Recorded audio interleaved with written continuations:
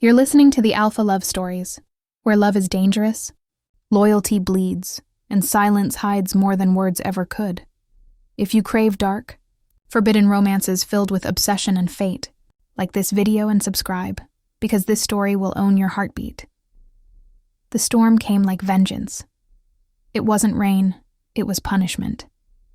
The kind that tore the sky open and made the earth remember it was small. I had seen storms before, but not like this one. The wind howled like something alive, something wounded. Trees bent until they screamed. Roofs groaned under the weight of fury. And somewhere under all that chaos, a cry. At first I thought it was the wind again, a high broken sound carried by thunder. But then I heard it again, sharper this time. A cry that didn't belong to the storm at all. A child. I froze by the cabin door, my hand still clutching the iron latch. My old lantern flickered, painting the walls in trembling gold. I shouldn't have gone outside. No one sane would, but sanity had long been a stranger in my life, and something inside me, something older than fear, made me move. I wrapped myself in my tattered cloak, stepped into the storm, and let the rain slap my face like cold knives. The forest path had turned into a river of mud, swallowing my boots with every step. Lightning tore through the dark, and for a split second I saw it, a small figure lying beside the twisted roots of an oak. A pup. Not a wolf grown, but a child no older than 5. His skin was pale, lips blue, tiny hands clawing weakly at the mud as if begging the earth to let him live. And beneath the scent of rain and dirt I caught it, the faint, wild scent that made my blood run cold. Royal blood, a royal pup. I dropped to my knees beside him. Hey, it's all right. My voice cracked against the wind. He didn't answer, only shivered violently, his breath shallow. There was blood matted in his hair, a gash across his temple, and claw marks on his arm. Fresh. Recent. I didn't need to guess who had done it. Wolves. Someone had left him here to die. I pulled him into my arms, wrapping him in my cloak, trying to shield him from the storm that wanted to devour him whole. His tiny fingers clutched the fabric weakly, as if clinging to life itself. "Hold on, little one," I whispered. "You're not dying tonight. Not while I still have breath." By the time I reached my cabin again, my arms felt like fire, and my legs trembled. I kicked the door open, laid him by the hearth, and stoked the flames higher.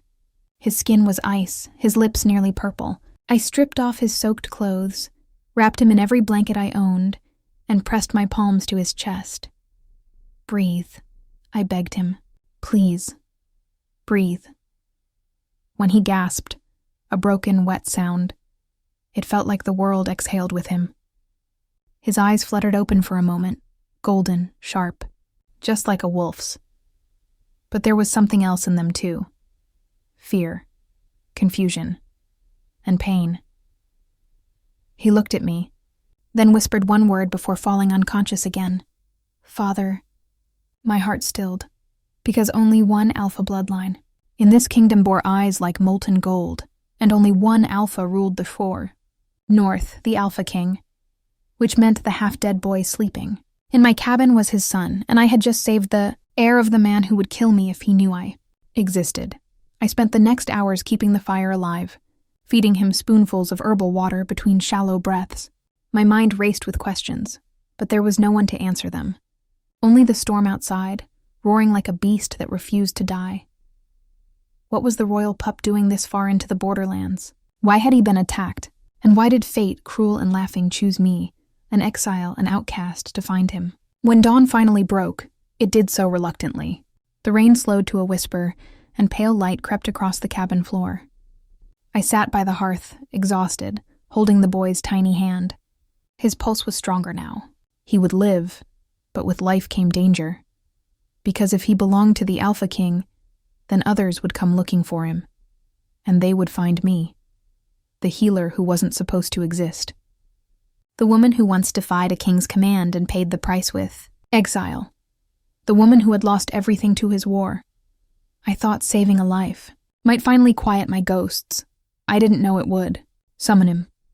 When night came again, I went outside to fetch water. The storm had left the forest drowned and broken but silent. Too silent. The air tasted of iron, My wolf senses prickled, a warning deep in my bones. And then I felt it. A presence. I turned slowly, heart pounding. A figure stood among the trees, tall, broad, wrapped in black armor still slick with rain. His eyes burned like liquid gold under the hood of his cloak. The Alpha King. He had found me.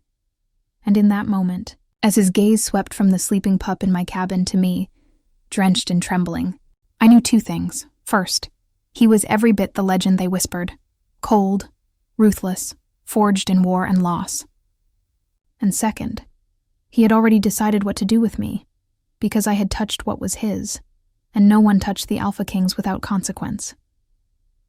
The moment I saw him, the air stopped moving. Even the forest seemed to kneel. He didn't need a crown to announce who he was. Every step he took made the world remember. The Alpha King of the Northern Dominion, Kael Varyn, son of the moon's wrath and the bloodline of the old wars. I had heard the stories. Everyone had. That he tore through enemy packs with his bare hands. That his voice could command storms. That no woman could meet his eyes and still breathe the same. But I was breathing. Barely. My pulse was trapped somewhere between fear and something I refused to name. He stepped out of the shadows like a nightmare given shape, rain sliding down the black of his cloak. The golden gleam of his eyes fixed on me, sharp as a blade, colder than the night that birthed him. He didn't speak. He didn't need to. The silence spoke for him. Heavy, suffocating, a warning dressed as calm. My hands trembled around the water bucket I'd been holding. "He's alive," I said quietly, my voice too small against the thunder rumbling in the distance. "Your son," Kael's jaw clenched. The faintest flicker of emotion passed over his face, too fast to read. "Where?" he demanded, his voice low, deep enough to feel in the bones. It wasn't a question. It was an order that carried the weight of command, of centuries of kingship carved into his blood. I turned toward the cabin. Inside, he's resting. He was hurt. The Alpha's eyes narrowed, following the direction of my gesture. His scent, a mix of storm and steel, rolled over me, making my wolf stir uneasily beneath my skin. When he brushed past me, the air seemed to split. I could feel the heat of him, sharp against the cold night. Inside, the fire still burned. The boy lay wrapped in blankets, chest rising and falling slow but steady. The king stopped at his bedside. He stared for a long time, his massive frame rigid, his hand hovering above the boy's small form before curling into a fist. The faint tremor in his breath was the only sign of the war inside him. Then his gaze shifted. To me. "What did you do to him?" I blinked. "I saved him." His eyes blazed, golden fury swallowing the dim light. "You expect me to believe that a rogue, an outcast, just happened to find my heir in the middle of a storm?" The word rogue hit harder than a slap. I forced myself to stand tall. "Believe what you want, but if I hadn't found him, he'd be dead." His growl rumbled like thunder from his chest. "Watch your tone." "And you watch your pride, Your Majesty," I snapped before I could stop myself. "It blinds you." The words hung between us, reckless, suicidal words. For a heartbeat, I thought he'd tear me apart right there, his hand flexed, claws half bared, eyes burning with dangerous light. The storm outside roared again as if answering him. Then something changed. He looked at me, not as a trespasser, not as prey, but as though seeing me for the first time. His nostrils flared slightly, his head tilted. The air shifted. I could feel it too, the pull. Subtle, ancient, wrong, our wolves recognized each other. I stepped back, heart pounding. "No," I whispered, "no, it can't be." He moved closer. The heat from his body flooded the cold space between us. "Who are you?" he demanded, his voice lower now, darker. It wasn't suspicion anymore. It was curiosity laced with danger. "Just someone who shouldn't have been out that night," I said. "And someone who won't kneel, even for a king." His eyes gleamed, half amusement, half hunger. "Defiance from a rogue. Rare. I didn't ask to be in your kingdom. You exiled me from it. That stopped him." For a moment, he searched my face as if digging through memories long buried. I saw the flicker of recognition in his eyes. You were the healer's daughter, he said finally, voice rough. The one who defied my command during the border purge. I swallowed hard.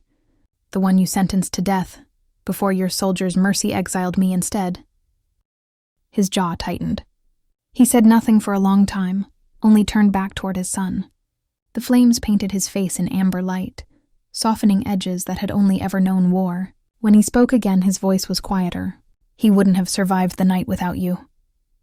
I didn't save him for you, I said. He looked at me then, really looked. And in that silence, I saw something in his eyes that terrified me more than his rage ever could. Possession. As if the storm hadn't brought him here by accident. As if fate had wrapped me in its cruel claws long before this night. He stayed until dawn. I watched from the corner of the room as the Alpha King sat beside the fire, one hand resting protectively on his son's blanket, the other gripping the hilt of his blade. His presence filled every inch of the cabin, leaving no space for air or safety. I didn't dare sleep. When the boy stirred at sunrise, the king's entire face changed. The hard lines softened. His voice, when he spoke, was barely above a whisper. Easy, little one. You're safe. The boy blinked up at him, confusion clouding his golden eyes. The bad wolves. They tried to take me. Kael's expression darkened. They won't again. I turned away, pretending not to hear. But I could feel the tension radiating off him. Like a predator restraining the urge to hunt. After checking the boy's pulse one last time, I gathered herbs into a pouch. He'll need rest, warmth, and wolfsbane tonic for the fever. I'll make more. Kael rose, towering, his cloak sweeping across the floor. You'll come with us. I froze. No, his eyes flared. That wasn't a request. I've spent years surviving without royal chains around my neck. I won't go back to that life. He stepped closer. The shadows of dawn cut across his face, making him look like something sculpted by both gods and devils. You saved my heir. That puts you in my debt, and my protection. I don't want your protection. Then you misunderstand what you've done. His voice was calm now, terrifyingly calm. You touched the blood of my line. That makes you part of this, whether you wish it or not. He turned toward the door, signaling to unseen guards waiting beyond the trees. Within seconds, armored wolves emerged from the mist, silent as death. My pulse spiked. There was no escape. The boy, small, fragile, innocent, reached out a hand toward me. Don't leave, he whispered, eyes pleading. Please don't. And that single word, please, broke me. When I looked back at the Alpha King, his expression had changed again. No longer the warrior, no longer the ruler. Something else lingered behind his gaze. A question he didn't yet understand. A pull neither of us wanted, the kind of pull that could destroy kingdoms. I'll come, I said softly, until he's healed. His mouth curved, not quite a smile, not yet a threat. Good.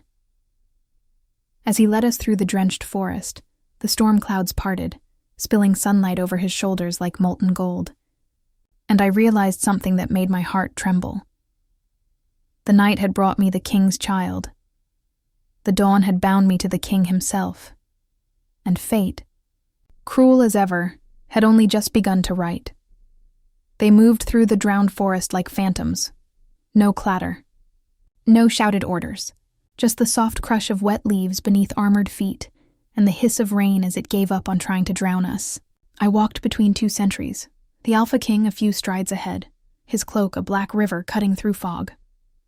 The pup, his son, was carried in a guarded cradle fashioned from a shield and blankets, watched by two wolves who looked like they'd let the world burn before they let him slip.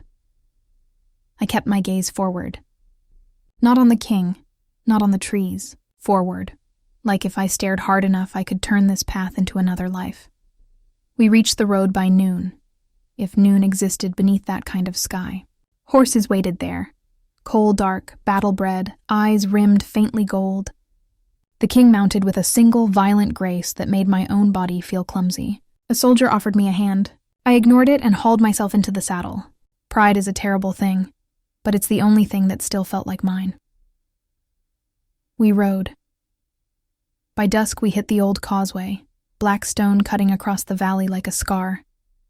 The citadel rose at the far end, carved into the spine of the mountain, towers like spears, walls like teeth, windows glowing faint with watchfire. I had seen it once before, from a distance, on the day soldiers bound my hands and told me to run or die. From far away it had looked like a crown. Up close it looked like a mouth. As we crossed the iron gate, the air itself changed, charged, humming. An enchantment lived in the stone here, old as the first howl. My wolf pressed against my skin in wary silence. The sentries bowed so low I could smell the earth in their hair. Somewhere far above, a horn sang once and fell quiet. They took the pup to the Royal Infirmary. The word royal hit my ears like a trick. An infirmary is just a room where blood remembers it has to move, royal or not. I dismounted and followed the king into a hall that swallowed the sound of our steps. Flagstones slick with rain, tapestries of old hunts and older wars, the scent of oil, leather, steel, and beneath it all, a thread of something colder. "You will remain with him," the king said without turning. It sounded like a verdict, not mercy. I said I would, I answered. He stopped. The torches painted his profile in amber, made the hard lines into something almost human. "There are eyes here that look for weakness the way crows look for carrion," he said. "Do not give them yours." I learned to hide mine before I grew teeth. His mouth tilted, not quite a smile. Good. He moved on. I hated the shiver of awareness that followed him like heat. The infirmary was a long, bright space that pretended not to be a battlefield. Shelves of tinctures lined the walls, mortars and pestles stacked like quiet weapons. 3 sickbeds, 2 occupied by soldiers with bandaged ribs, and the hollow patience of men who rejoice in pain because it means they're still in the fight. The 3rd bed was already theirs. They laid the boy there with a gentleness that belonged to fathers and fanatics. A woman in dark green moved from the shadows like a blade drawn slow. Pale hair braided tight, hands steady, cheek marked with the faint silver line of some old duel. She didn't bow to the king. She didn't need to. "Physiker Liss," he said. "You have my heir." "I do," she replied. Her voice was clean as winter water. She scanned the boy, her fingers clinical, effective. "Concussion. Fever responding to warmth. Cuts along the arm. These are deliberate." Her gaze flicked to me then, noted the threadbare cloak, the mud, the refusal to lower my eyes. "And this is the one who found him in the storm. This is the one who kept him alive," the king said, the correction so quiet it still turned the air. "She stays," Liss met my stare. Measured it, decided against something sharp. "Then stay," she said, turning away. "Don't touch what you don't understand." I could have said a dozen things. I said none. I went to the basin, washed the forest from my hands, and set my bundle of herbs on the table. When Liss reached for wolfsbane, I stopped her. "Not that strain," I said. "Whiteheart carries heat. His fever will burn through the marrow. He needs night moss. 3 leaves. Add a whisper of star thistle if you want him to rest without slipping too deep." Liss's head turned slowly. "We don't stock night moss." "You stocked it yesterday," I said. "I can smell it. Shelf near the window, lower rack. The oil leaked." Her jaw tightened, not pleased at being corrected, more displeased at being wrong. She found the jar. She measured my dose with the kind of precision that proves a woman serves the crown, but bows to nothing else. When the brew was ready, I cooled it and gave the boy 3 sips. His breath steadied, some of the tightness leaving the small, valiant line of his mouth. I finally let my shoulders soften under the weight of being useful. The king stood at the foot of the bed with his arms crossed, silent sentinel carved out of storm. He watched every move, not distrusting, assessing. His presence built a wall inside the room that even the fever wouldn't cross. Liss finished her notes and looked to him. "He lives because she bled for him through the night," she said simply, as though filing a fact. "I recommend the woman remains until the fever breaks." Something like amusement ghosted through his eyes. "You recommend what I already commanded." Noted. Liss inclined her head. There was history there, respect that came from bleeding in the same dirt. It bothered me that it bothered me. 2 more people arrived. The first wore iron the way other men wore pride. Beta Corin. Broad, scarred, eyes a pale gray that missed nothing and tolerated even less. He bowed to Kael with inclination, soldier to sovereign. The second was oil on stone, Lady Mara, keeper of diligence, if memory served. She was all dusky grace and silk, her smile gentle as ash. "My king," Maera said, not looking at me yet. "The council waits." They heard the horn. They know he returned. "They can wait longer," the king answered without inflection. Corrin's gaze jerked to me then, a hawk landing. "This is the one?" he asked. "Yes," Kael said. Corrin read my face the way men read maps. "Your scent was at the forest edge," he said. "Under pine and lightning. You masked it well, rogue. Not many can do that." "It's easier to hide when no one is looking for you," I replied. Mara's eyes slid to me like a knife casually resting on the table. "And yet fate looked," she said pleasantly. "How pretty." The word pretty felt like a trap. I didn't step into it. "The ones who took him?" I said instead, turning to Corrin. "They weren't rogues." His brow lifted. "No? No. The claw patterns were wrong. Too clean for a frenzy. Too shallow for a kill. They didn't want to end him fast. They wanted time for something else. To break the scent. To make him disappear." Corrin's jaw shifted. "You're saying trained wolves." "I'm saying wolves who had orders." The room dropped half a degree. The king didn't move, but awareness sharpened around him like frost on glass. "What else?" he asked. "They used star ash on the wounds to dull the lavender of wolfsbane. Hunters use that trick in border markets when they don't want traders to know what they're selling." I met Lys's glance, saw a mirror of my own calculation. Someone expected us to miss it. Mara sighed softly, as if tired by tedium. "Or you are simply very dramatic." "Perhaps," I said, "but I haven't been wrong yet." The king's gaze hooked mine. I felt the tug like a hand inside my chest. "Corrin," he said, eyes still on me. "Pull every patrol report from the past 3 days. Cross-reference with who requested leave, who was reassigned, and who suddenly remembers a dying relative 2 valleys over." Corrin nodded once and left. "Already piecing the world into a net.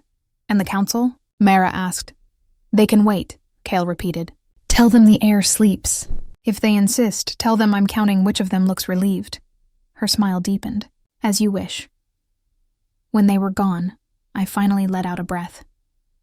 The quiet that followed wasn't peaceful. It was a quiet that hummed, that watched. I felt the king before I realized he had moved. One moment he was distance, the next he was gravity, invisible and absolute, standing a hand's breadth from me at the table. The candle flame sighed toward him. "You said I sentenced you to death," he murmured. His voice didn't have to be loud to be dangerous. "Do you remember why?" "Yes." "Say it." "Because I stood between your men and a barn full of women and children on the wrong side of a border you decided to redraw with blood." My hands were steady. My voice was not. "Because I refused to move." A muscle ticked in his cheek. "And my men? They were drunk on a victory they did not earn. They wanted trophies. Bodies make the easiest kind." "They did not touch them," he said. "No," I said. "Because I threatened to cut their throats and your captain realized I meant it." I swallowed burn. "You could have thanked me. You chose a rope." His breath left him in something like a laugh that had lost its humor years ago. "You know what I remember?" he asked. "A girl with eyes like winter, shaking but unbroken, telling me that if I wanted to kill her, I would have to do it with clean hands." He leaned in slightly, not threatening, not benign. Close enough that the heat off him lit up the animal in my blood. "I do not use ropes," he said. "And I do not forget." The room tilted. It wasn't seduction. It wasn't mercy. It was recognition. A dangerous old thing with its own teeth. The boy stirred, breaking it. I went to him. The king did too.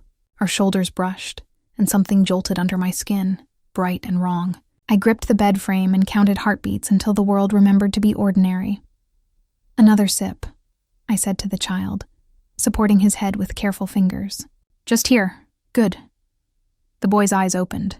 Gold, vulnerable, brave.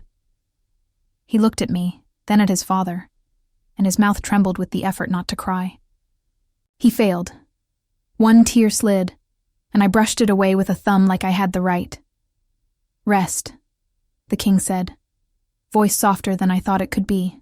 The boy closed his eyes like obedience was the only way to keep the room whole. When he slept again, I turned to the table to clean the pestle.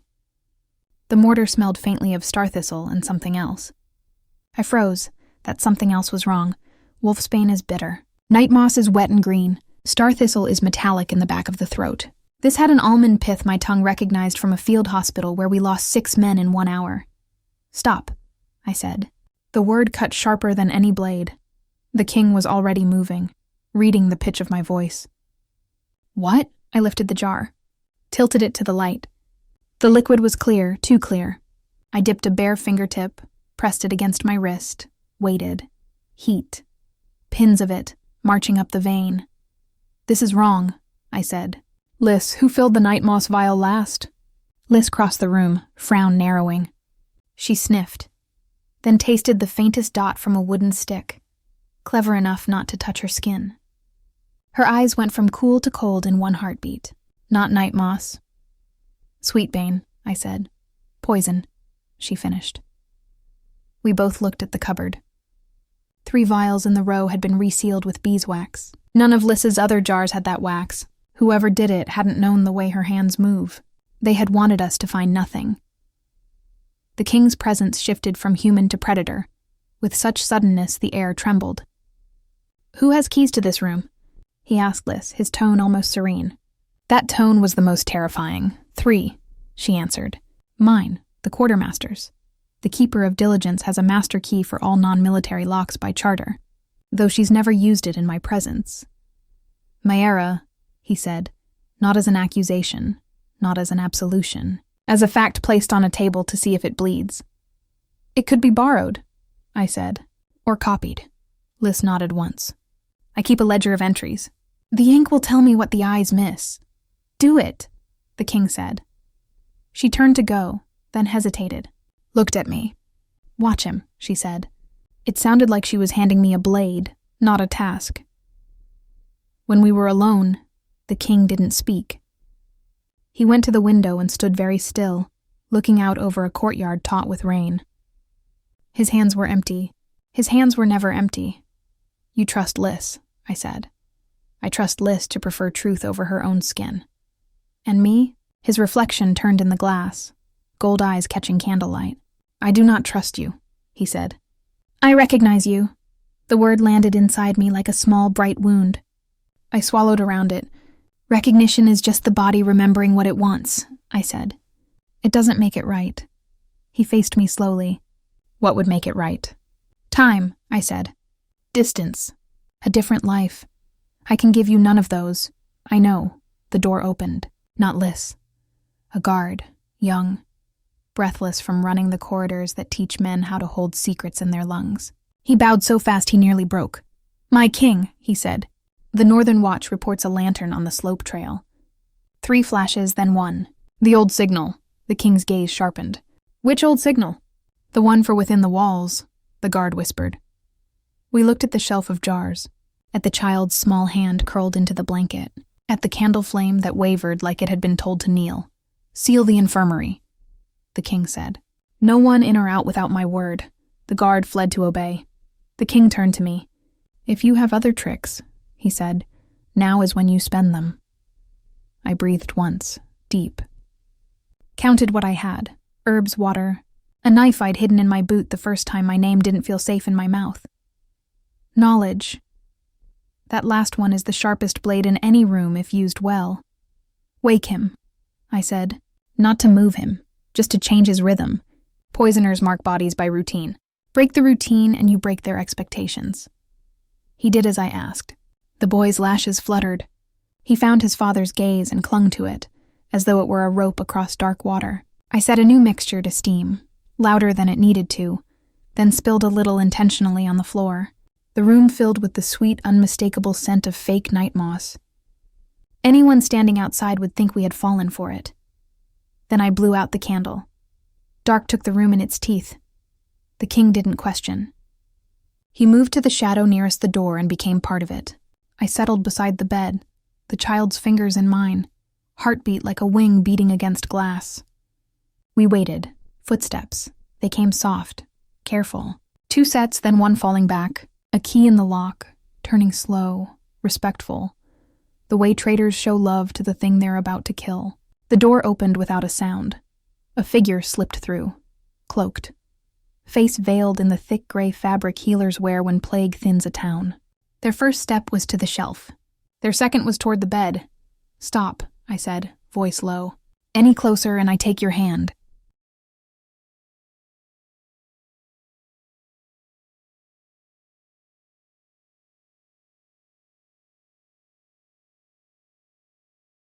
They froze. I had a knife on mine in the dark, edge hidden by the boy's blanket. They couldn't see it, but they felt it. Wolves feel the shape of danger long before they name it.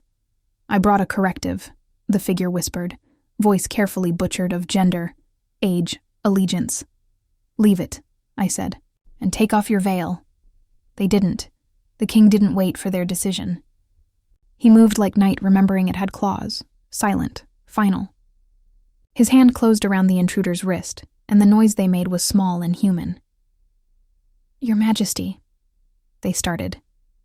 "Wrong honorific," he said softly. "Try wolf."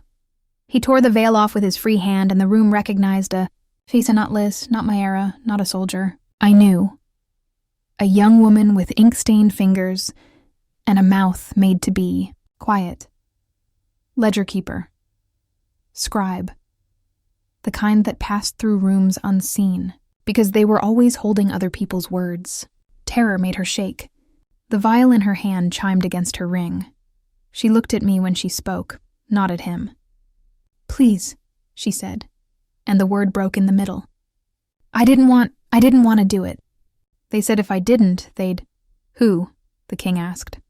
The girl shut her mouth like she had swallowed a blade. I stood. Moved closer, not kind. Not cruel, purposeful. "Who?" I repeated, because sometimes the right voice is a key we forget we carry. She swallowed. Her eyes found the child, something like horror blooming new. "I cataloged the keys," she said badly. "They told me to leave one under the brass basin in the second washing room. I didn't ask why. I took it back after. And tonight?" I asked. Tonight, they said an additional dose would be needed to calm the air because he was twitching in his sleep. Her voice cracked. "I didn't know it was poison. I swear to the mother." "Then who said it?" the king pressed. She blinked tears like she wasn't made for them. "A messenger from Keeper Mara's office," she whispered finally, as if speaking the name invited a storm. "He wore the badge." Her face pinched, memory cutting through fear. But his scent was wrong. He smelled of iron filings and ash, star ash, masking. The thread pulled taut. "Description," the king said. She gave it. Height, hair, a scar coppering along a jawline. Corrin would turn the Citadel inside out with those 3 facts. The king released her wrist. She didn't run. She folded, small, as if the release of pressure made her bones remember gravity. I took the vial from her hand. The contents licked against the glass like a secret. "Go with the guard outside," the king said, not unkind. "Say nothing to anyone but Beta Corrin. He will keep you until morning." She nodded so hard it hurt to watch, then fled into the corridor like a prayer. The door shut. The lock settled. The night exhaled. I set the vial on the table, my palm still hot where poison had kissed it earlier. The king looked at me. The air between us felt different. A room that had been a room started to feel like a choice. "This will get louder," I said. "Whatever this is." "It already is," he replied. We stood very still. Somewhere out in the barracks, a soldier laughed, the sound brittle and brief. Rain ticked against the window pane like stubborn fingers. "My king," I said, trying the words on my tongue because they were the safest lie between us. "Who did you make howl when you declared him heir?" "Everyone who wanted a different blood on the throne," he said. "Everyone who sells fear in alleys and calls it order. Everyone who thinks loyalty is cheaper than power. Then your enemy is inside the walls and outside them. Always." His gaze dragged over my face like a hand learning a scar. "And you," he said softer. Where will you stand when the howling begins? I wanted to say far.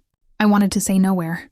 I wanted to say at the door with a knife and a prayer, because a child slept here, and I am not a woman who lets children be taken by men who confuse hunger with destiny. Here, I said, before I could stop myself. I'll stand here. Something uncoiled in him, relief or ruin. I couldn't tell. A sound interrupted whatever came next. Not footsteps, not a horn, metal on stone, slow, deliberate. The scrape of a threat written by hand. We both turned. The sound came from the far wall, from the inside of the vent shaft that fed the infirmary with clean winter air. The grate was etched with something that hadn't been there when we arrived. A sigil.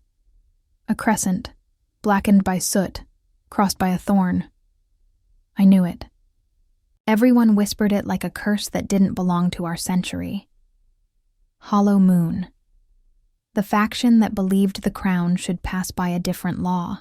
The faction that believed kings should be chosen by the teeth they bared, not the blood they carried.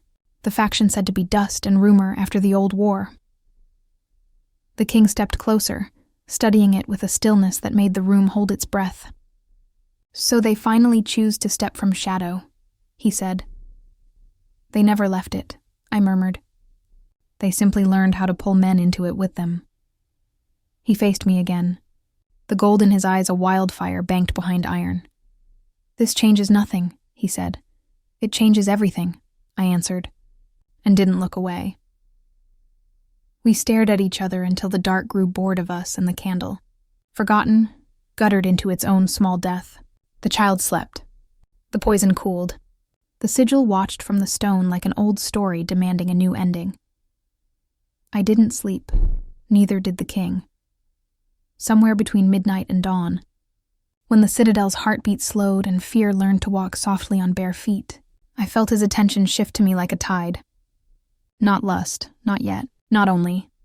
It was the ache of a bond neither of us had invited, pressing its mouth to the seam of our resolve, the kind of ache that rewrites a life with or without permission.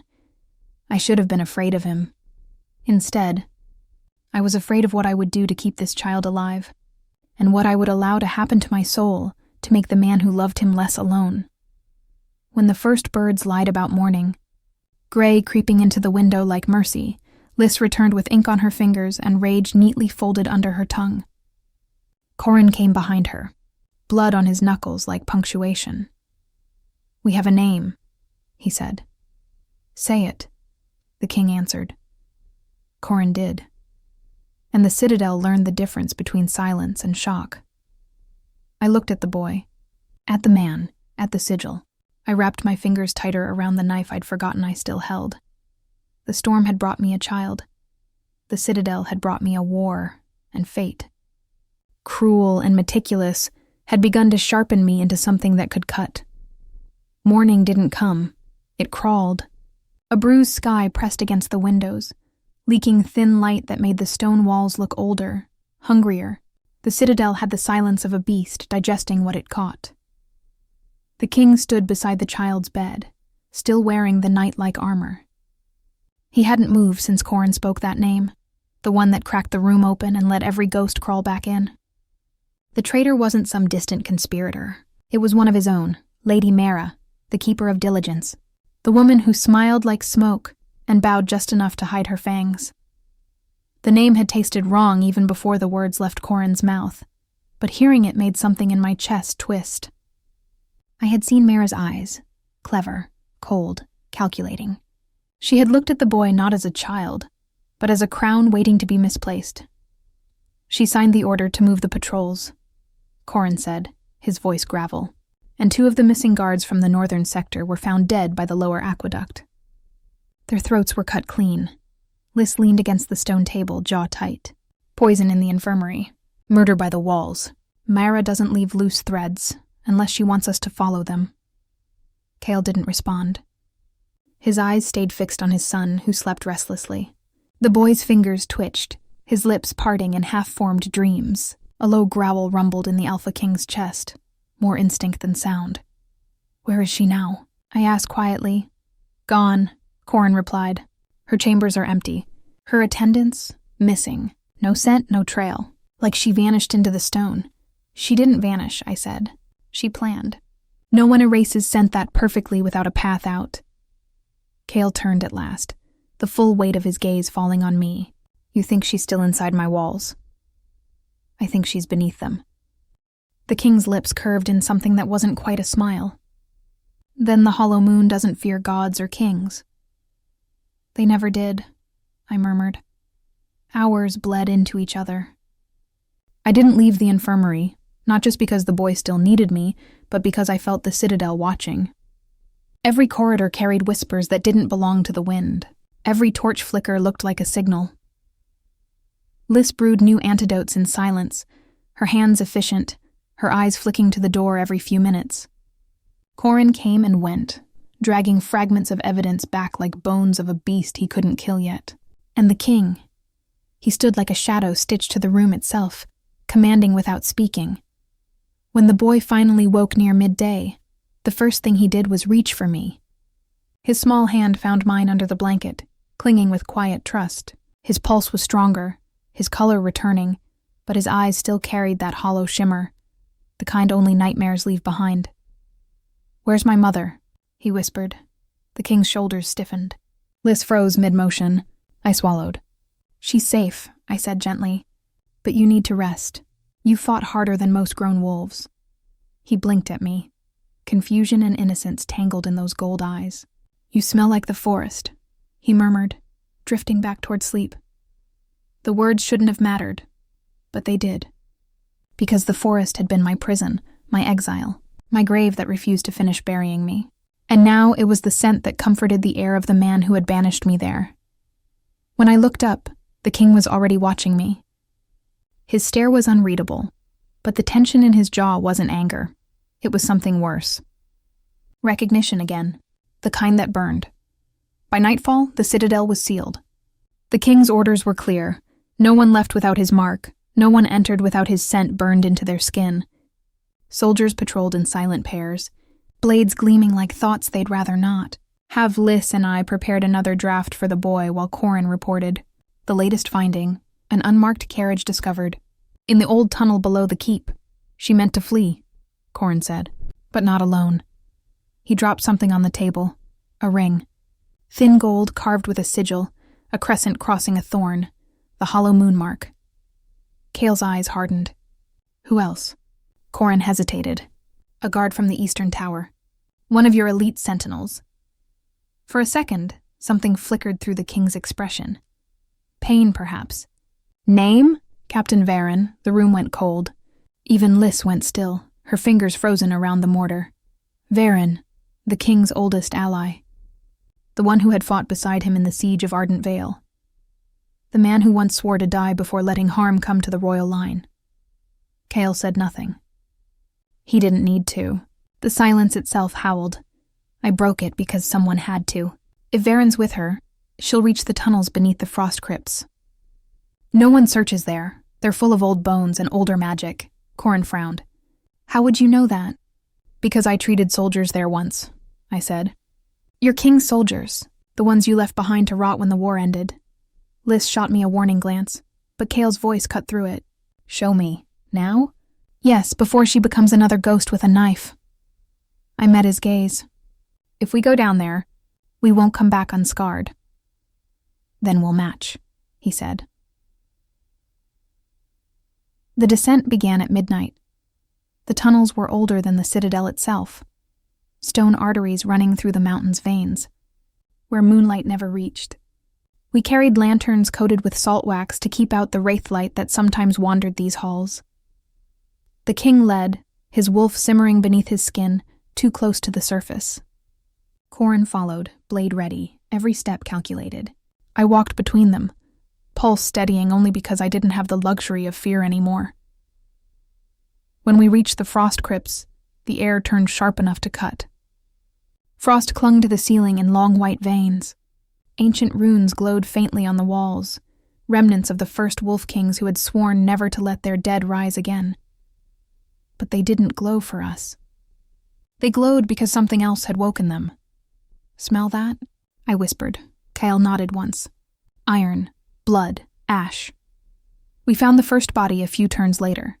One of Mara's attendants, throat slit, eyes glassy.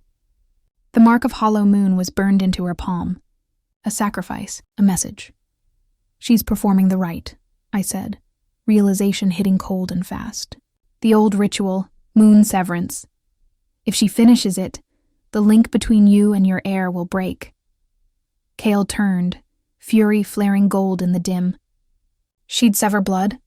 She believes no king should hold a child's soul, I said. To her, this is mercy. To you, it's rebellion. A sound echoed through the crypt then. Low, chanting. Feminine voices weaving ancient syllables that tasted of dust and lunacy.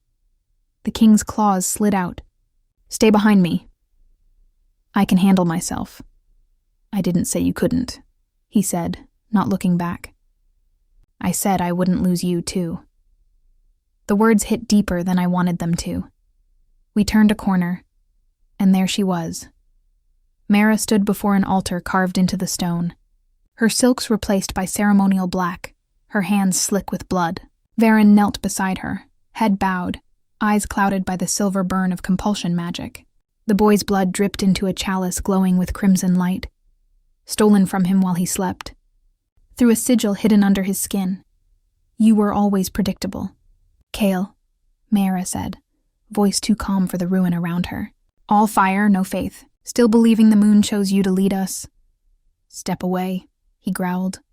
Or what? You'll kill me? You can't. You need me to end this bond before it kills you both. Her eyes flicked to me. You feel it, don't you, healer? The pull. The fever that crawls beneath your veins when he's near. The moon has already marked you as his equal. I froze. She smiled, sharp as glass. He doesn't even know it yet. Kael took a step forward, his voice low, dangerous. You speak lies. Then tell me, Alpha King, why does her heartbeat echo yours? He hesitated. Just enough. Mara laughed softly, a sound that made the walls hum. Oh, this is better than I dreamed.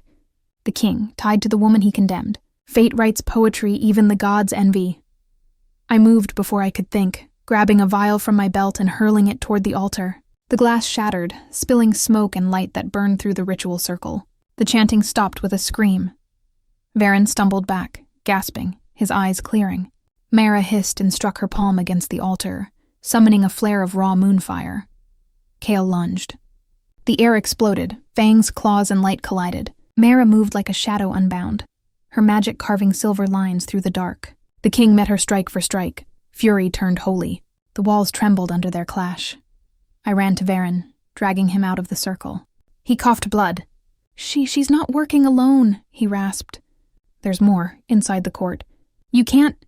His words cut off as another spell seared through the air, grazing my arm. Pain blossomed, hot an instant. I stumbled, the world flashing white. Kael's roar followed. Enough! He slammed his hand to the altar, breaking it in half with a surge of alpha power that shook the chamber. Mara screamed, her magic unraveling, her body thrown backward into the frost wall. When the light died, she lay crumpled, breathing shallow, eyes full of hatred, and something else. Pity. You'll regret saving her, she whispered, gaze flicking toward me. She's not your salvation, Kael. She's your undoing. Then her head lolled to the side. Silence. The crypt stank of burnt iron and betrayal. Varyn bled out quietly, whispering the old vow before the end, his voice trembling but steady. The king didn't look at me until it was over. When he did, there was no victory in his eyes, only exhaustion and a shadow of something he wouldn't name. You're hurt, he said. It's nothing. I lied. He reached for my arm anyway, his hand warm against the cut. The moment his skin touched mine, the world shifted. Heat, pulse, instinct. The pull Mara spoke of flared alive between us, raw and undeniable. The mark of the fated. His jaw tightened, but he didn't let go. You saved my heir. You fought beside me. You shouldn't have to fight fate too. I'm not afraid of fate, I whispered. Only of what it takes. Kael's eyes burned gold. Then fear me, because I've already decided. I won't let you go. And before I could answer, before I could even breathe, the mountain groaned, an echo from the tunnels above. More footsteps. More enemies. The hollow moon wasn't finished.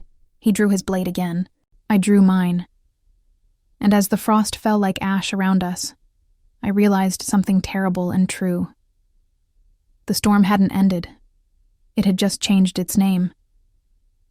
The mountain did not sleep after the crypt. It listened. Every corridor we climbed through seemed to vibrate with the echo of Maera's laughter, with Varyn's last vow, with the shivering hum of the broken altar still bleeding its memory into the stone. When we reached the upper halls, torches guttered as if they feared what our faces would make of their light. Lys met us first, ink on her fingers, steel in her spine.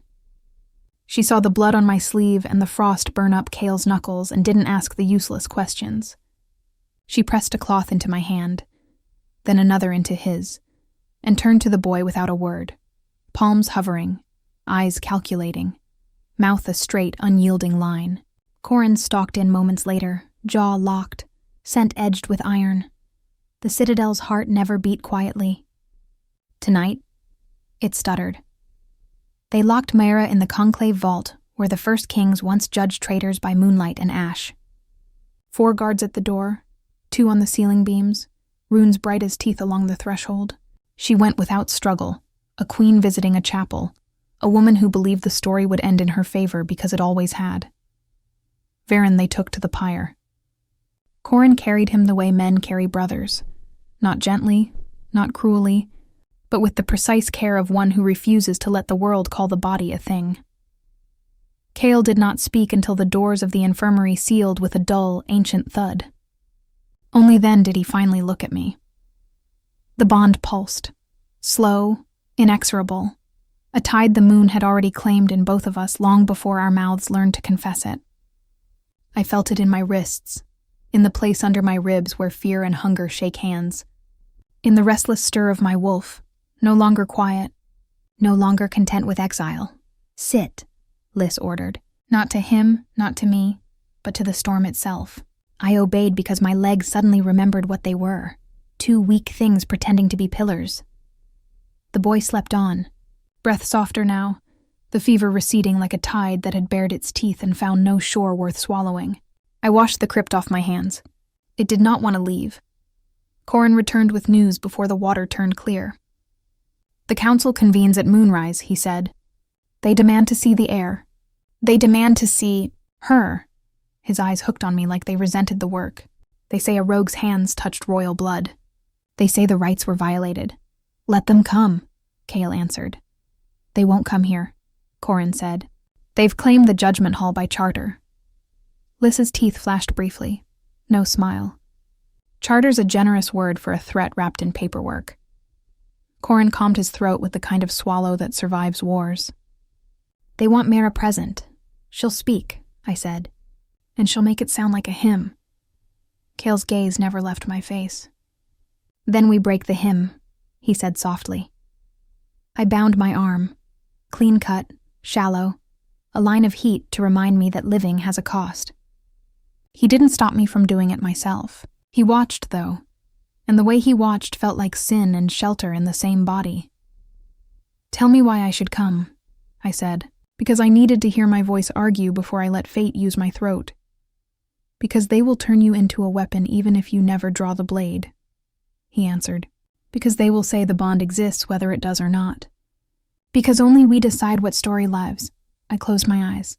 Fate is a storyteller with dirty hands. It doesn't choose heroes. It chooses the people who keep standing after the clean ones sit down. "Then I'll stand," I said. He didn't smile. Something in him loosened anyway. The judgment hall was a room built to make truth uncomfortable.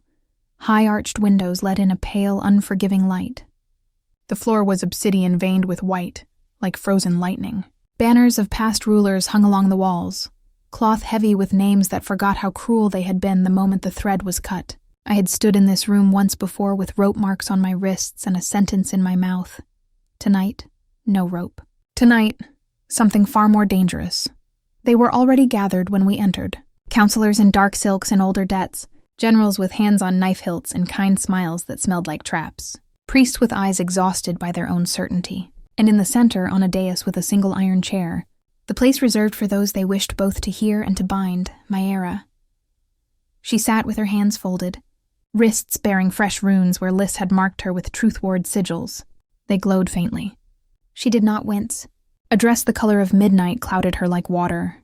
Her hair was combed back, her mouth soft, her eyes beyond apology. The crowd turned as one when Kael crossed the threshold. The room did what rooms do when a thing too alive enters them. It remembered it had a heart and hated the feeling.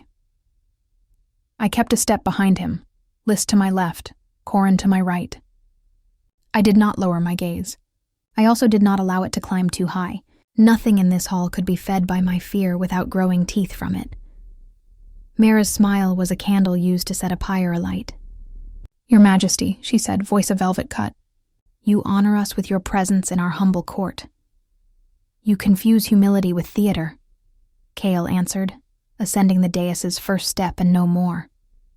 He placed his palm on the iron chair's back but didn't sit. "Say what you brought them here to hear." Her gaze flitted to me. "All of it? Every lie you polished into a truth," he said. She exhaled a laugh, soft as silk on stone. Then she stood. She spoke like a priest who had buried too many children to still believe in only one version of heaven. She told them there was a ritual in the old laws, a way to sever blood bonds that harmed more than they held. She said the healer of exile, she didn't use my name because using a name makes a person less useful as a tool, had lured the heir with wild charm, had ensnared the king by the old magic their ancestors had outlawed when fates became shackles. She said she had begged forgiveness while trying to correct it. She said the crypt had tried to swallow her for telling the truth. She never said poison. She never said knife. She never said chalice. People do not need those words when fear is easier to swallow. Lys's lips flattened. Corin's fists went quiet and dangerous at his sides. Kael did not move at all. His stillness made more noise than their whispers. When she finished, she finally looked at me, wove her compassion like a noose, and asked for my mercy. "I ask you, healer," she said, almost tender, "to admit what you surely already feel, that the king is not safe with you bound to him, that the boy is not safe with this tie between his father and the woman who defied the crown. Release them. Let the old ritual do what it was meant to do." Silence fell like snow. I stepped forward into it. My feet remembered the route to the place where sentences are born. My tongue remembered what it was to taste ash and still decide to speak. I told them about the storm. I told them about mud and thunder and a child whose lips were blue, whose fingers begged the earth to spare him. I told them about the scent of royal blood under rain, and the moment a boy's eyes opened and called for his father. I told them about poison in night moss and beeswax seals, and a ledger keeper's hands shaking around a vial. I told them about Varyn's eyes when compulsion bled out of them, and the words he tried to say before Maera tried to silence him with a spell. I told them what the altar smelled like when a ritual tries to eat a child whole. I did not tell them about the bond. I did not have to. Bonds have a way of speaking in rooms like this without mouths. When I finished, Lys lifted the ledger sheets and spoke like a surgeon who has opened enough bodies to know where men hide their lies. She named dates, signatures, missing wax seals, borrowed keys. She spoke of tinctures swapped and jars resealed with sloppy hands that knew the shape of oil, but not the patience of her method. She did not raise her voice. Truth prefers a quieter tone. Corin spoke last, and when he said Varyn's name, his throat did not break. He listed the dead and called them by their mothers first, so the council would remember they had once been children who slept warm. He did not ask for outrage. He asked for eyes. Maera listened as if she were bored at an opera. When it was her turn again, she only sighed. "You expect them to believe the word of a rogue and a healer who has every reason to hate this court?" she murmured. "You expect them to think I would spill the heir's blood when all I have done is protect him from a king who cannot control his instincts?" She turned her face toward Kael. "You feel it, don't you? The pull, the fever. Do you want the council to hear the truth you hide in your bones?" The hall held its breath, greedy for the spectacle she offered. Kael's eyes were gold hammer on anvil. "I feel many things," he said. "None of them your concern." She smiled like a dagger shaping itself into a mouth. "Then I will speak it for you." Her voice cut the hall with the old words, Not a spell. Not quite. Just the kinds of syllables that linger in structures built by wolves who valued obedience above breath. By moon and marrow, by crown and claw, I name the bond between the Alpha King and the healer of exile. Her hand rose, palm marked by the silver script of a keeper's authority. I name it before the council. I name it before the law. I name it before the child who will die if we do nothing. The air tightened until it hurt to live inside it. Somewhere, far in the tower where the boy slept, a wind slammed a shutter. Lys's gaze burned holes in Mara. Corin's blade half drew without his hand moving. The council's appetite sharpened. Fear is a hungrier beast when fed ceremony. Kael stepped onto the dais. He did not roar. He did not strike. He did the most dangerous thing a king can do in a room built to shame him. He told the truth he chose. The bond exists, he said. Sound returned like a flood, then silence again, worse than the first, because it was not empty. It was heavy with the weight of a thing that cannot be put back in its sheath once drawn. I closed my eyes for the length of one heartbeat. Opened them again. The world remained. Kael did not look at me when he continued. He addressed the counselors as if a battlefield lay between us, and only he could cross it without dying. You will have questions, he said. I will not answer them. You will have opinions. I will not wear them. Here is what you will have, law. The bond endangers no one. The heir lives because of the woman you would mount on a stake and call it safety. Your keeper stands accused by ledger, by blood, by her own mouth reciting rites she was never permitted to speak. He paused. A small pause. The kind a wolf takes before it decides whether the thing across from it is prey or a threat. I will not sever what the moon has written into my marrow, he said. I will not allow a ritual born of old fear to eat my son. A priest began to rise. He sat back down when Corin's eyes met his across the hall. By charter, a counselor said. Brave because some men are only that under high ceilings. If a bond is named publicly, the claiming rite must be invoked or the pair separated until the next full moon. A murmur like knives kissing, claiming. The old shield and the oldest trap. A rite that bound fates in front of witnesses. A rite that made a woman a fortress or a leash, depending on the man who spoke the vow. I felt my own blood recoil. Then stand, Kael turned to me at last. The gold in his eyes had softened to something that burned less and lasted longer. He did not speak across the room. He came to the edge of the dais, to the first step, the distance where a king becomes a man, and a woman has to decide which she will answer. He didn't ask. He didn't command. He did a thing I did not expect. He offered. Not to cage you, he said, voice pitched for me alone, to keep them from cutting you to measure. He flicked a glance at the council. No more respect than a hand gives a gnat. A provisional vow, 1 moon's span, my protection in law and blood, your freedom of movement, your voice untouched. At its end, you can walk back into the forest, and I will not send a single hound. 1,000 memories strode through me, and laid their bodies down as an argument. Ropes, fires, women hidden in barns, soldiers who smiled with too many teeth, exile's cold bite, and the way the world looks when no one says your name. Also a boy with gold eyes who reached for my hand in his sleep. Also a man who stood between me and a ritual that would have cleaned the world of me to keep it tidy. Lys did not move. Corin did not breathe. Mayra watched me with a love that wanted to see me burned into a lesson. I stepped up one stair. Then another.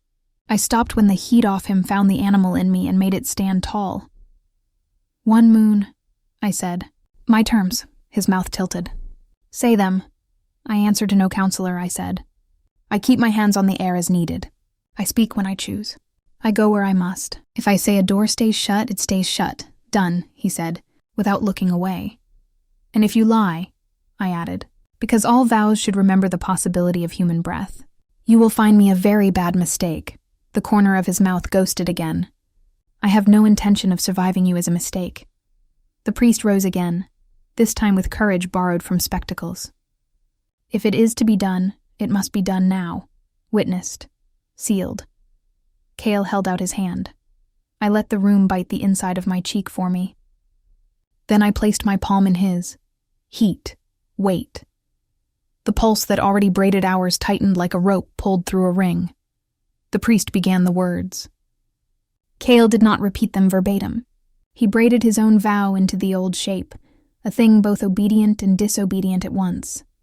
I claim you within the law for a single moon, he said softly, and the hall fell away.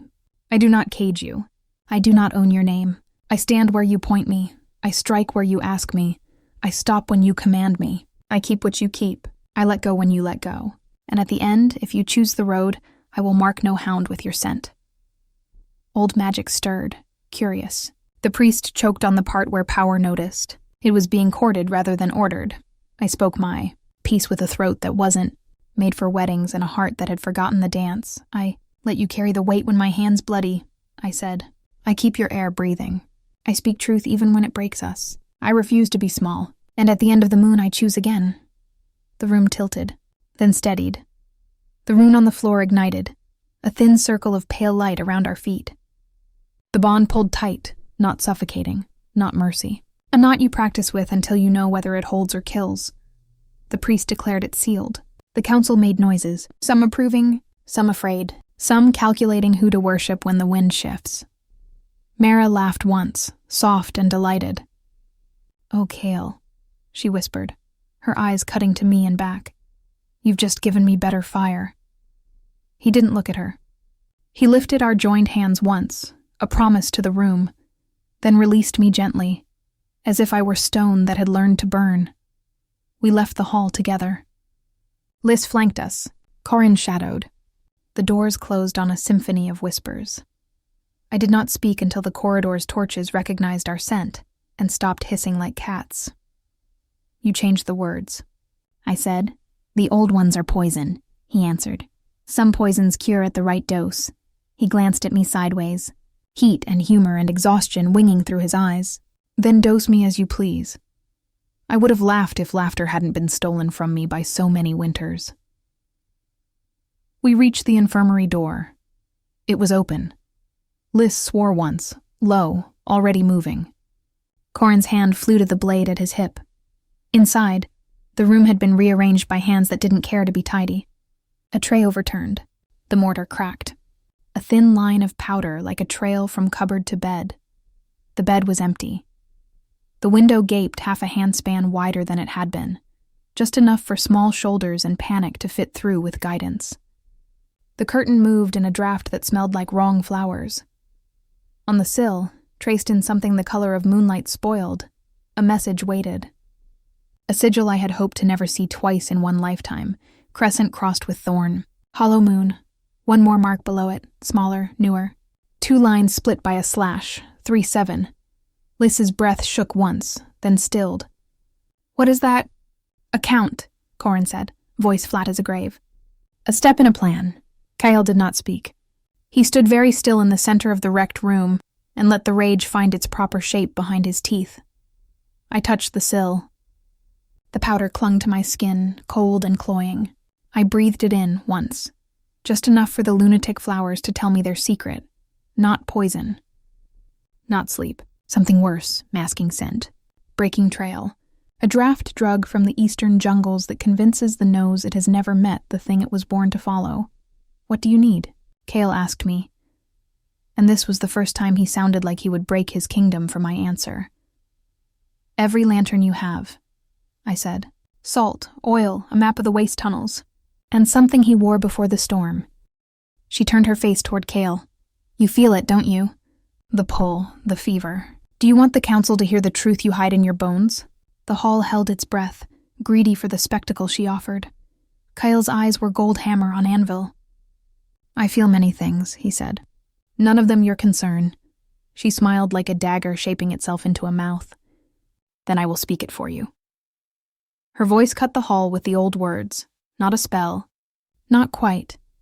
Just the kinds of syllables that linger in structures built by wolves who valued obedience above breath. By moon and marrow, by crown and claw, I name the bond between the Alpha King and the healer of exile. Her hand rose, palm marked by the silver script of a keeper's authority. I name it before the council. I name it before the law.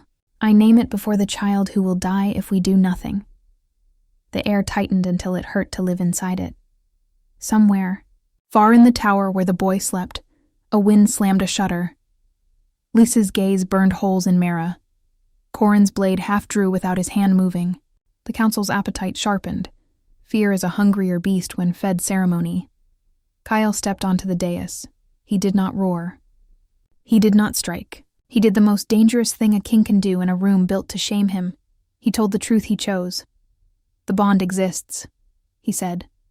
Sound returned like a flood, then silence again, worse than the first, because it was not empty. It was heavy with the weight of a thing that cannot be put back in its sheath once drawn. I closed my eyes for the length of one heartbeat. Opened them again. The world remained. Kael did not look at me when he continued. He addressed the counselors as if a battlefield lay between us, and only he could cross it without dying. "You will have questions," he said. "I will not answer them. You will have opinions. I will not wear them. Here is what you will have: law. The bond endangers no one. The heir lives because of the woman you would mount on a stake and call it safety. Your keeper stands accused by ledger, by blood, by her own mouth reciting rites she was never permitted to speak." He paused. A small pause.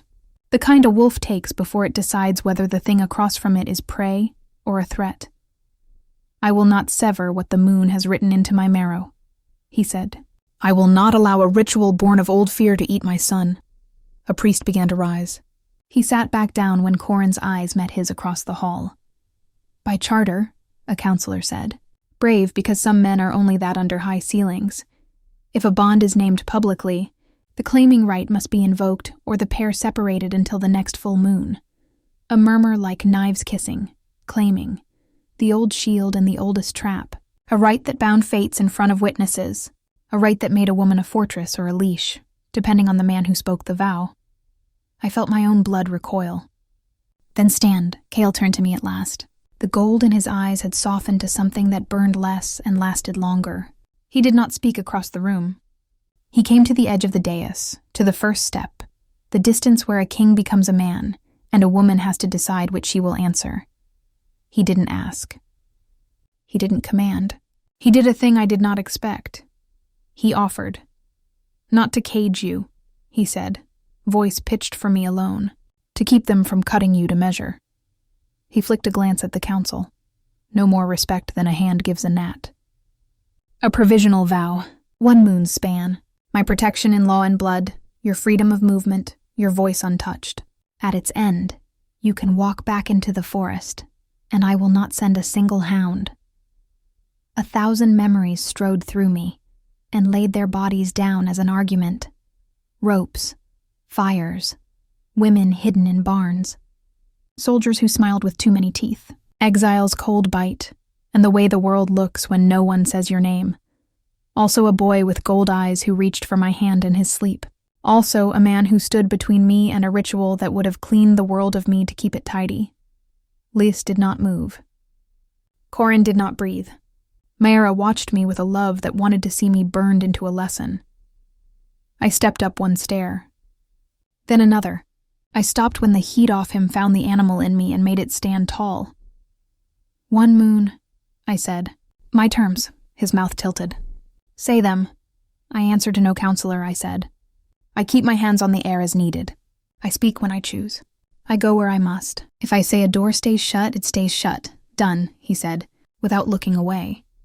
"And if you lie," I added, because all vows should remember the possibility of human breath, "you will find me a very bad mistake." The corner of his mouth ghosted again. "I have no intention of surviving you as a mistake." The priest rose again, this time with courage borrowed from spectacles. "If it is to be done, it must be done now. Witnessed. Sealed." Kael held out his hand. I let the room bite the inside of my cheek for me. Then I placed my palm in his. Heat. Weight. The pulse that already braided hours tightened like a rope pulled through a ring. The priest began the words. Kael did not repeat them verbatim. He braided his own vow into the old shape, a thing both obedient and disobedient at once. "I claim you within the law for a single moon," he said softly, and the hall fell away. "I do not cage you. I do not own your name. I stand where you point me. I strike where you ask me. I stop when you command me. I keep what you keep. I let go when you let go. And at the end, if you choose the road, I will mark no hound with your scent. Old magic stirred, curious. The priest choked on the part where power noticed. It was being courted rather than ordered.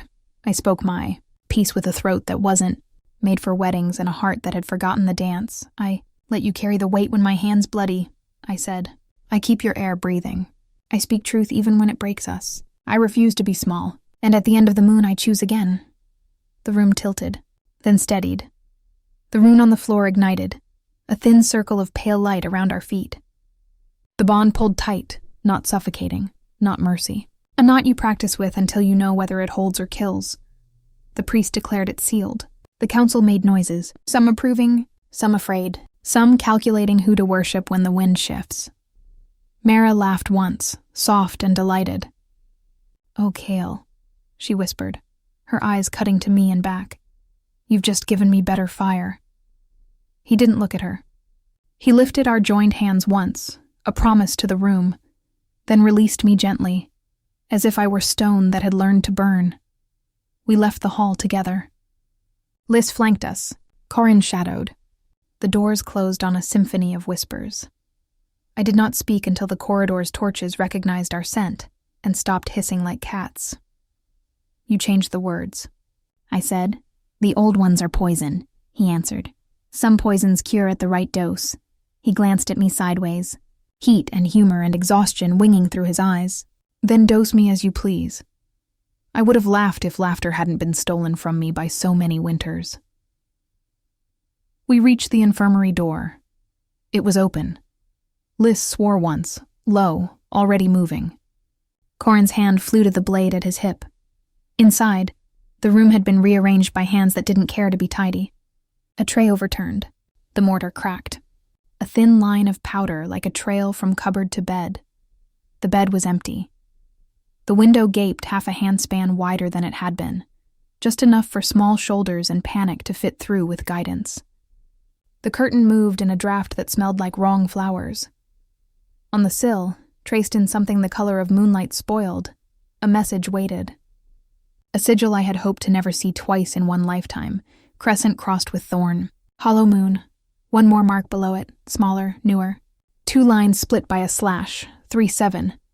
Lys's breath shook once, then stilled. "What is that?" "A count," Corin said, voice flat as a grave. "A step in a plan." Kael did not speak. He stood very still in the center of the wrecked room and let the rage find its proper shape behind his teeth. I touched the sill. The powder clung to my skin, cold and cloying. I breathed it in once, just enough for the lunatic flowers to tell me their secret. Not poison. Not sleep. Something worse, masking scent. Breaking trail. A draft drug from the eastern jungles that convinces the nose it has never met the thing it was born to follow. "What do you need?" Kael asked me. And this was the first time he sounded like he would break his kingdom for my answer. "Every lantern you have," I said. "Salt, oil, a map of the waste tunnels, and something he wore before the storm." Lys fetched a small shirt from a trunk, soft, clean, the kind someone had planned to put on him when he woke into a gentler hour. I pressed it to my face and let the smell take me. Sun-warmed skin, wolf cub's milk-sweet breath, rain, clover, a thread of cinnamon from some stolen pastry his keeper had pretended not to see. Beneath it all, deeper than sense, a spark that burned the exact shade of the man beside me. I opened my eyes. "Corin," I said, "we go down, not out. They'll expect the gates, they'll lay teeth at every door and call it genius when we bite down. The waste tunnels feed into the Cataract Gorge. If they reach it with the scent breaker still on him, the water will carry him past the cliff nets." Corin nodded. "I'll take the western descent." "Lys," I said, "burn the masking sample and brew its opposite. I want a counter scent and lantern oil by the time we reach the iron sluice." She already had the brazier lit. Smoke lifted, bitter and promising. I turned to leave. Kael caught my wrist. "Not hard." "Not claim, anchor. Stay within my reach," he said. Voice not king, not commander, man, wolf, father. "If you fall, I fall." "Then keep up," I told him. and I meant it like a prayer. We ran. The Citadel gave us its veins. Stone bled under our boots. The mountain opened its teeth and let us down into its black mouth, where only old laws and older hungers live.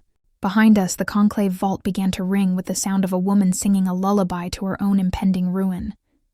Mara liked to perform even for walls. Lanterns flared. Salt hissed on damp stone. The map in my head redrew itself with every gust of wrong flowers. Every echo, every whisper of water over iron. Like all things that live, the fortress had forgotten one truth. You cannot build a cage without teaching someone how to escape it. I had learned that lesson a long time ago. Tonight, the lesson would learn me back. We reached the iron sluice with lungs that hurt and legs that threatened rebellion, and wolves just under skin that wanted to split it. The roar of the cataract was a throat swallowing stars. On the grating, a smear of powder. On the ladder, a scuff from small boots. On the black water, a lantern's ghost. I broke the vial Liz had sent down with a runner. The counterscent jumped into the oil with a hiss and a promise. We soaked rags. We lit flames that hummed with a melody syllables don't have. We held them into the dark. A narrow path of nothingness glowed where masking lay thickest. There, there, there. We moved. Stone breathed cold against my cheek as we slid sideways along a ledge carved by men who never intended women to run on it with a king at their shoulder. The gorge opened below, a wound gaping toward a sky that refused to participate. And then I saw it. A small figure on the spillway's mouth, half carried by a cloaked shape whose steps were careful, patient, practiced. Another shape behind them, slower, guarding their rear with a blade that gleamed like a promise to disappoint. I did not think. I placed the lantern in Kael's hand. I stepped onto the spillway. My boots skidded once, then held. The wind tried to pry my fingers open. I closed them and kept moving. The cloaked figure turned at the soft insult my foot made against wet stone. They didn't run. A woman's face under the hood, older than Liz by a decade. Younger than Mara by 3. Cheek tattooed with a thin thread of the hollow moon's sigil cut to. Looked like jewelry when you weren't looking. Hard. She didn't draw her. Knife. She smiled the way a mother smiles at a child she intends to give away to. Someone richer because she believes poverty is a curse one can wash off with. Obedience. You came fast, she said. I looked at the boy. He was awake. His eyes were not afraid. They were tired and furious, the way kings look when adults make decisions around their beds. He met my gaze and relaxed just enough for the ledge to feel less like the throat of a cliff. The woman tilted her head. He knows you, she observed. That will make this cleaner. Give him to me, I said. Oh, I will, she said, wider smile, too many teeth. At the gorge's lip, as the law requires, with the proper words, with the proper witnesses, movement behind her. The second shape straightened, blade catching lantern light from Kael's hand. Not a stranger. Captain of the Eastern Tower. The one after Varyn, the one with a son who limped since the spring. Desperation smells like old coins. I'm tired of your rites, I told her. And I meant it like a knife. She shrugged, cloak rippling like a gull's dirty wing. We are tired of yours. The difference between us is that ours have not lied to us yet. Kael's boots rang on the spillway behind me. His presence did what it always did, turned space into something that reached toward him without permission. The woman's smile faltered when she finally saw him. Your Majesty, she said, and the honorific sounded like a word you spit after it has poisoned your mouth. He did not answer with a title. He spoke to the boy. Little Wolf, he said, voice so steady I wanted to sit down inside it. I'm here. The boy's small shoulders loosened. The masking powder failed under the lantern's hum. The bond tugged, as if the mountain itself had a nerve for this kind of thing and it had been hit. Release him, Kael said to the woman. After the words, she said. I stepped closer. One more step and the world would end. One more step and it would start again. What words? I asked. She lifted her chin. The rite of untethering, she intoned, and the wind stole half of it, thank the gods. Child of crown and claw, by thorn and crescent we unmake. I moved. Not graceful. Not fed by magic. fed by the ancient, stupid, holy thing that makes people throw themselves into rivers for other people. My hand caught the boy's wrist. At the same moment, Kael's hand caught my cloak. At the same moment, Corin's blade kissed the guard's throat. At the same moment, Lyce's countersent flame took the woman's sight and turned it into water. The ledge bucked. The world screamed. The gorge swallowed the lantern and belched up a different light. I yanked. He came free into my arms with a sound that was more relief than fear. The woman slashed, finding my shoulder and painting it with hot, righteous pain. Kael's grip kept me from the drop. Corin's blade made the other man choose life instead of loyalty for once in his story. We fell backward into the mountain's mouth. 3 bodies and 1 vow and a flame that would not die. The gorge roared its displeasure. The mountain shook its head like an old dog bothered by fleas. We did not let go.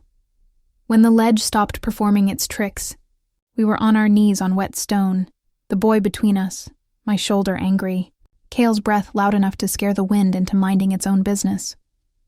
The woman was gone, into the dark, into the water, into another chapter. The guard lay with his palms open in surrender, Corin's boot on his wrist, and a blade where his excuses would have been. The boy pressed his face into my throat and inhaled like a cub, or a king, or both. "You took too long," he said, muffled, and I almost laughed because some things you must praise even when they come dressed as scolding. Kael touched the back of the boy's head. I felt the tremor in his fingers and pretended I did not. "Let's go home," I said. Home was a lie I allowed myself for the length of the climb back up. They did not cheer when we returned through the lower gate. They did not need to.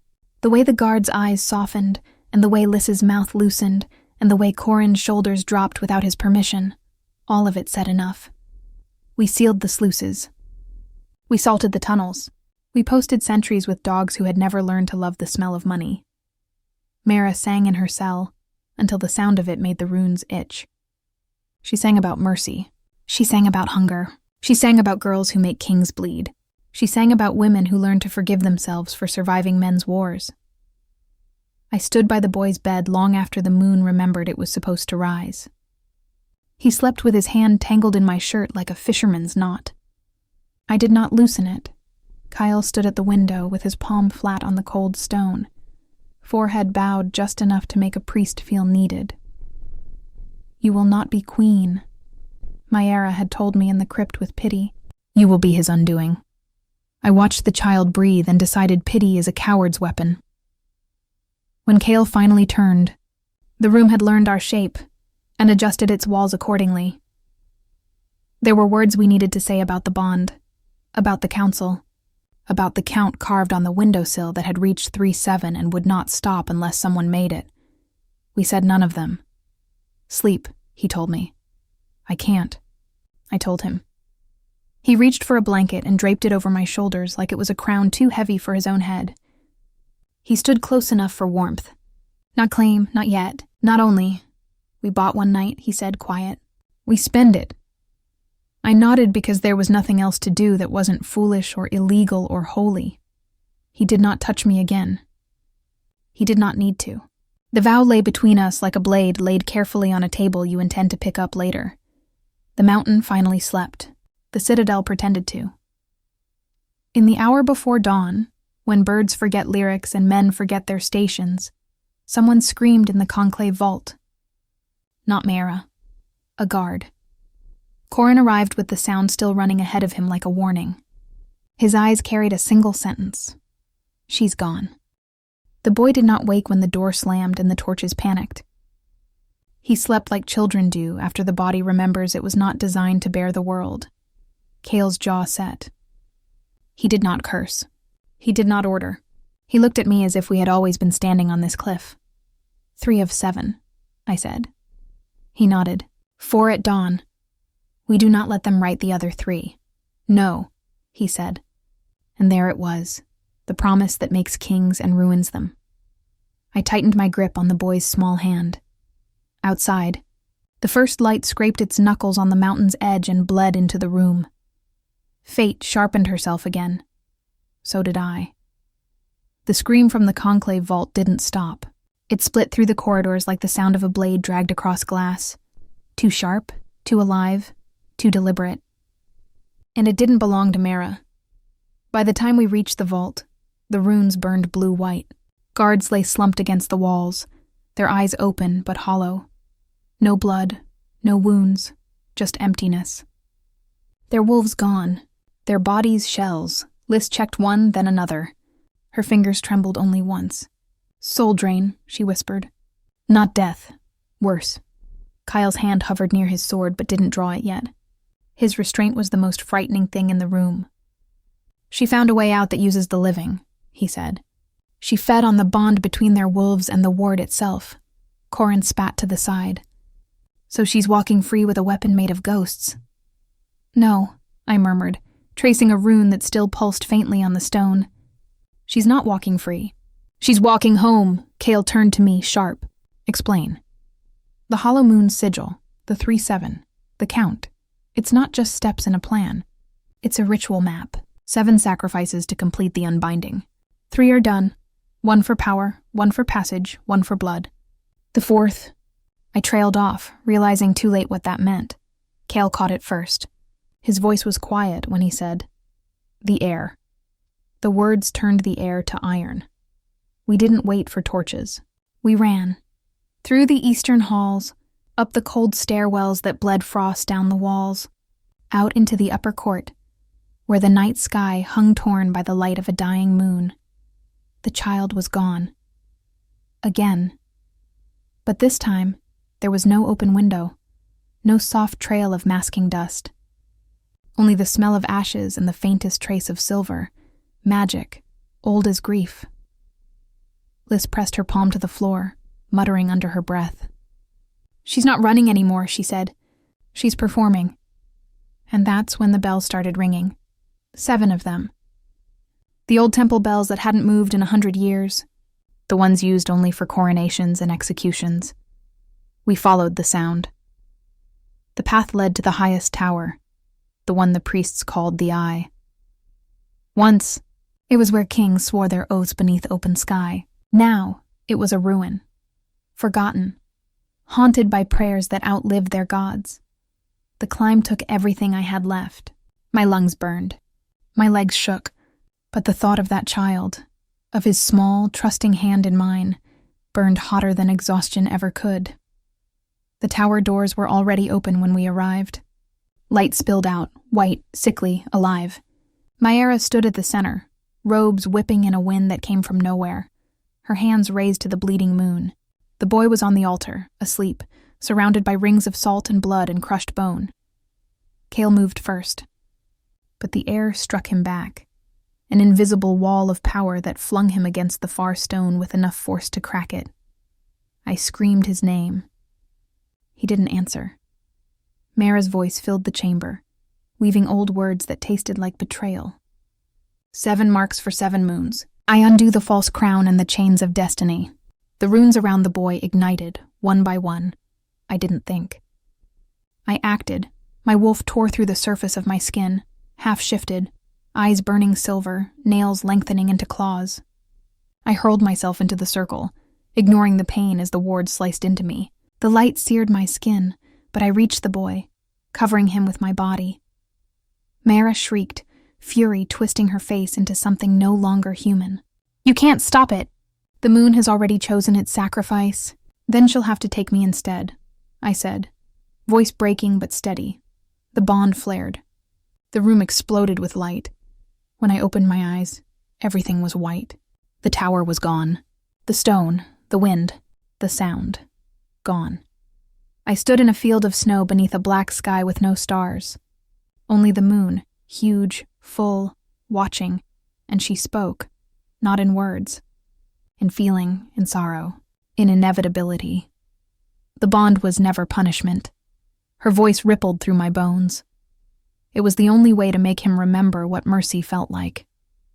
The snow around me shimmered, forming images. Kael as a boy, bloodied and broken after the first war, his eyes too old for his face, his father's crown heavy on his head. Maera beside him, whispering that love makes kings weak. Then me. Years later, a healer defying a king's decree. My exile, my stubbornness, my quiet rage. The moon's light wrapped around me like a cold embrace.